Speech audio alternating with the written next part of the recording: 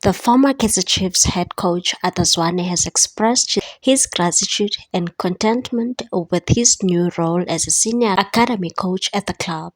Zwane, who was in charge of the first team during the 2022-2023 season, stepped down at the end of that campaign after failing to secure any silverware for Amakosi. His exact position at the club last season remained unclear, but Kaizer Chiefs management has now confirmed that the 50-year-old will focus on youth development. This past weekend, Zwane participated in the Prince Mangosuthu Buthelezi Legacy Cup alongside other Chiefs legends. Reflecting on his current role, Zwane shared his appreciation for being involved with the club in any capacity.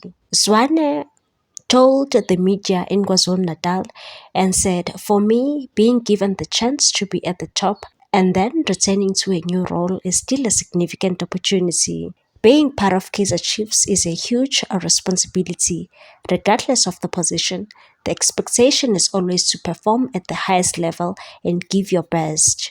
Zwane emphasized his passion for the game and his connection to the club, stating that his love for football drives him regardless of the role he's in, whether it's with the first team or in development, and said, "Football is in my blood, whether I'm with the first team or in the academy.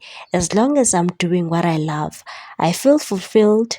Many people work in jobs they don't enjoy, but I'm blessed to be able to do what I'm passionate about." Zwane also spoke about the importance of spirituality and honoring one's heritage and said, "I feel blessed by God and my ancestors, and I'm grateful for that. I always encourage people to know their roots because it's essential.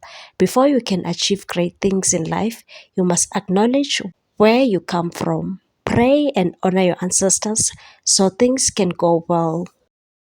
Please like, comment, share, and subscribe for more sports news.